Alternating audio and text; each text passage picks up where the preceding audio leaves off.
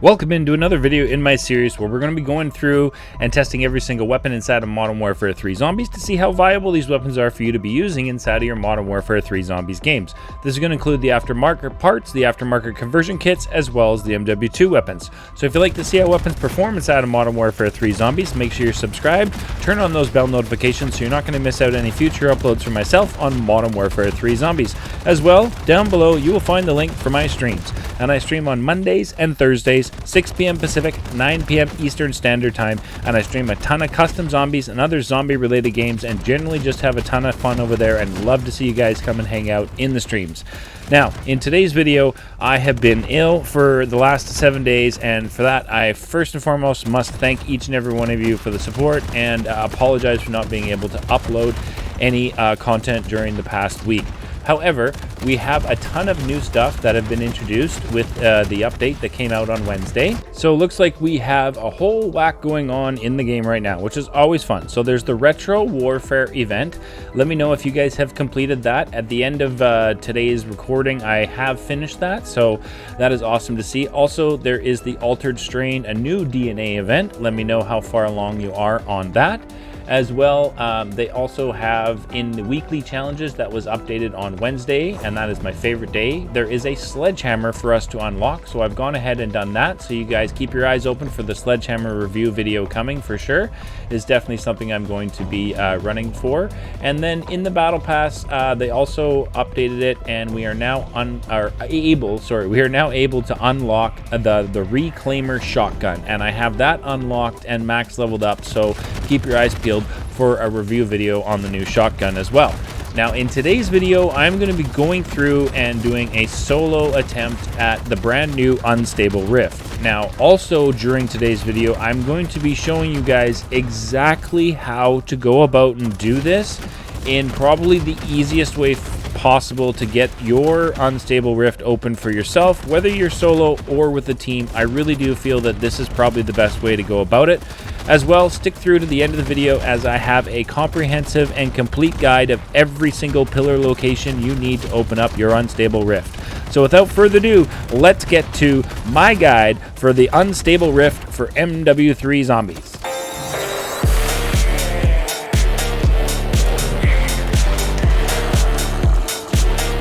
All right, welcome in. Thank you so much for tuning in, and it's great to be back. Took a week off to deal with some health issues, so I appreciate all of the well wishes. Thank you all so very much. I truly do appreciate that. Now today we're going to be showing you guys how to activate your Unstable Rift pillars and how to go about getting into the Unstable Rift solo. So it's going to be a little bit of a different video today, as we're not going to be necessarily reviewing a weapon. We brought in the Scorcher and the RGL. I did not have dead wire detonators. If you guys have dead wire detonators and the RGL, it certainly is one of the most, if not the most efficient crowd control methods inside of MW3 Zombies currently. So in today's video, what we're going to do is I wanted to run around and make sure I was able to grab some contracts to get some cash for supplies before I went off and did the Unstable Rift as a solo player. This was my first attempt trying it solo. So I wanted to bring you guys that and let you, just see how it works. Also, just to let you know, I do find that the Unstable Rifts, after playing them since the update has come out, I'm quite happy with how they've done it. So I was concerned when Unstable Rifts first launched and they mentioned it in the patch notes and everything and how they worked, that teams could steal your Rift. I was really, not a big fan of how it was worded and how it sounded like it was going to be operating inside of our games. However, since it has come out and it's in our games, I have changed my tune on that, and I really do enjoy the Unstable Rifts. I really do enjoy this feature that's been added to MW3 Zombies, and I feel like it gives us a ton of replayability, and it's super intense.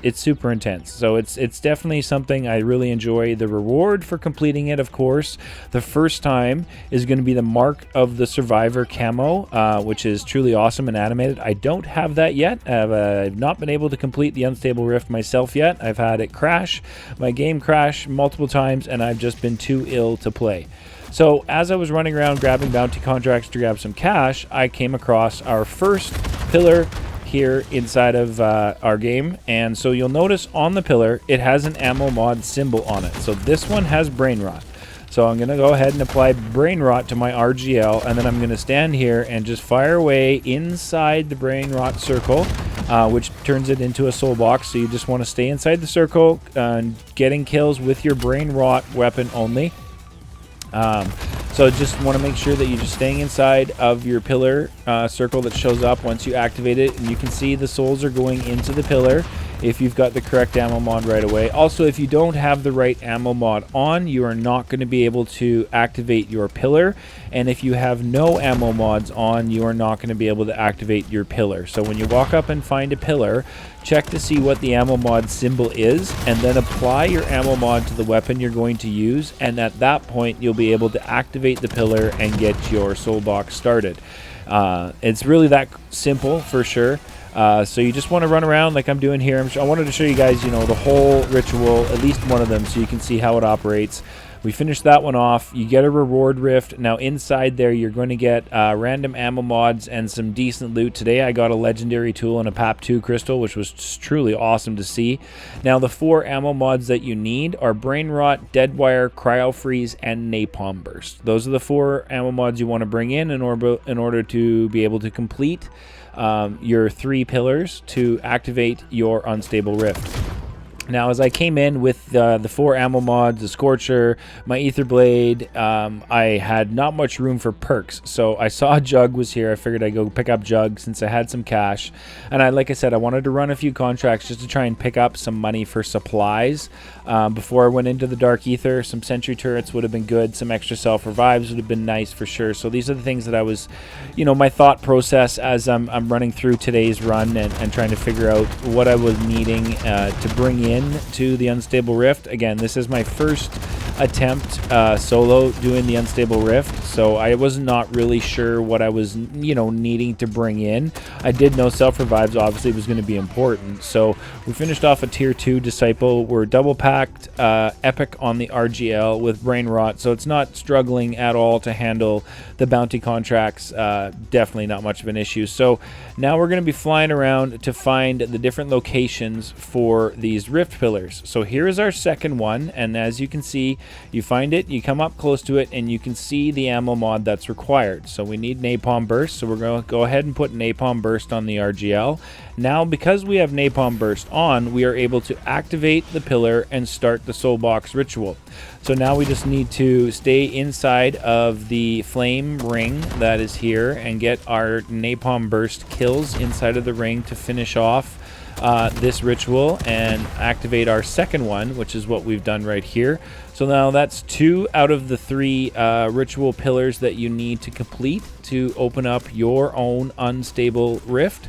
So again, it's fairly simple to do. You just want to fly around the map and find you know, all the different pillars locations and complete 3 of them, and once you finish your 3rd pillar, your unstable rift will appear. And if you're wondering, so when you complete your 3rd pillar, the unstable rift will always appear close to your 3rd one, so it is worthwhile to go ahead and complete the 3 pillars and open up your own unstable rift, opposed to maybe waiting for another team to complete it and trying to steal theirs, as their unstable rift will be close to them when they finished off the last pillar. So here we are, we've got our 3rd one here. You can see the ammo mod on the pillar was cryo freeze, so I went and put on cryo freeze on the RGL so that when we are in our circle here, we're able to complete and get the kills to count towards finishing up this ritual. And so that's what I'm doing right here, is just putting cryo freeze on like the pillar asked me to, activating it after I put my ammo mod on, and then standing around and completing the ritual. And you can see right there on my map, my unstable rift has appeared as soon as I finished the 3 pillars inside of the standard map. So now you got to get over to your unstable rift, fairly quick. You definitely don't want to go shopping and stuff while your unstable rift is on the map, as other teams will see that as an opportunity to make their way over and possibly steal it for you. So I would suggest, you know, if you're playing, I would suggest go run around, grab some contracts, get your cash, get your supplies, and at that point, when you're ready to enter the unstable rift, that's when I would start running around the map trying to find your pillars, activating 3 of them, so that when you guys get your unstable rift, you're able to just go straight to it without having to worry about needing to go shopping, visiting a buy station, and giving you know, any other teams an opportunity to come over and steal your rift. So now that you've done all 3, you run over to your rift portal. You're going to need to activate it on your attack map through voting. So you just want to go ahead and do that, and then it's going to take you off into the unstable rift, where you've got 5 waves to survive. Now when you get in here, you are given all of your perks minus tombstone. You're given all of your weapons legendary tools, all of your weapons PAP 3, all of your weapons are added with mags of holding, and you are given 3 plate with golden armor plates on it, which is truly awesome. So I brought in my ether blade, as it does not bring that for you.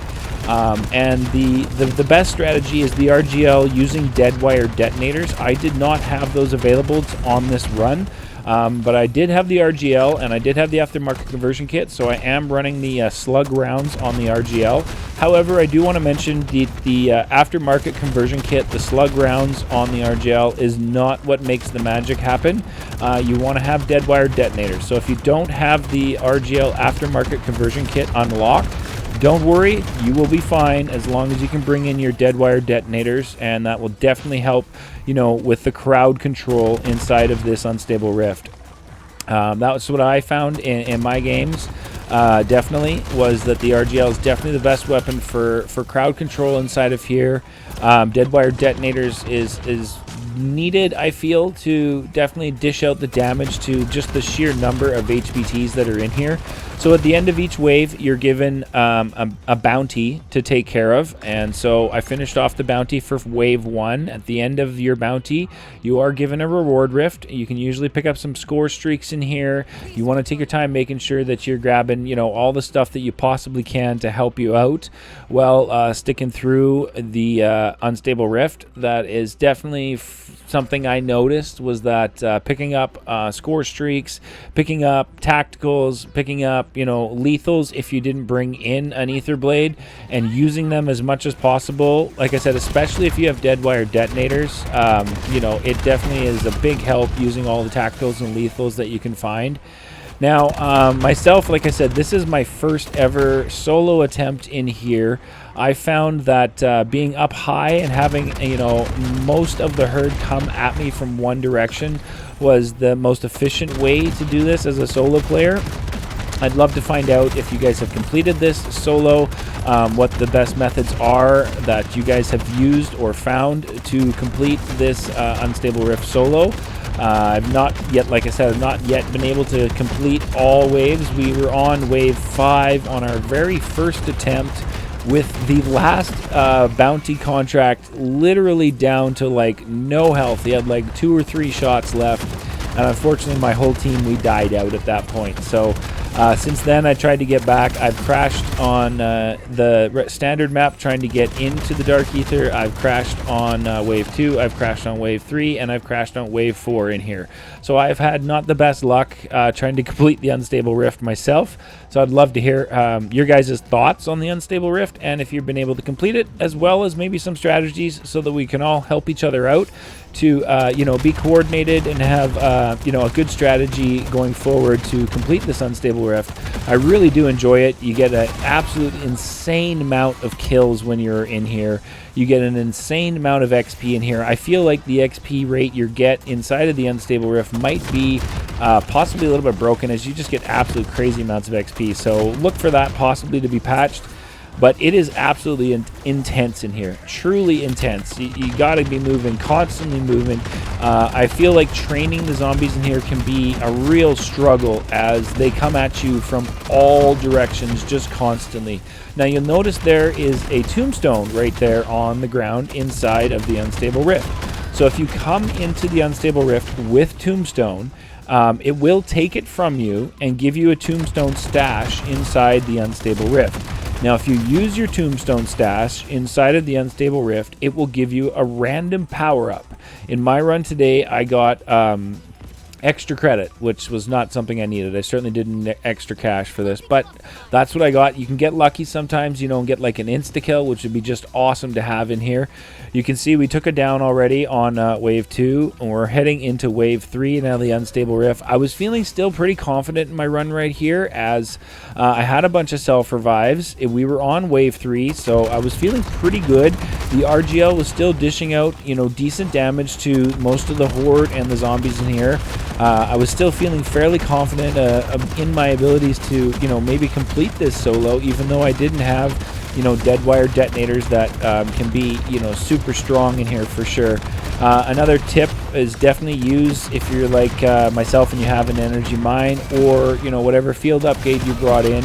As it's upgraded, go ahead and use that as much as possible in here. For me, I was using the energy mine, so the opportunity to take out a bunch of zombies at once was something I took advantage of as much as possible, even though placing my energy mine right there still cost me a down. I did manage to have my scorcher out this time, so that was kind of strange, but I was super happy. I was able to dish out a bunch of damage to the zombies and destroy some of them while I was down, having the scorcher out. I don't know if that's a thing. Like, I don't think I've ever been down and been able to use the Scorcher, so I'm not sure what happened in my game here, as I did take a couple more downs, and when I was down those times, I was unable to use the Scorcher. I just had my fists out. So I'm not sure if this is a bug that you can have the Scorcher out when you're down. Kind of strange. I didn't even think to try and launch myself up in the air with it. Good thing I didn't try, because knowing my luck, I probably would have died landing.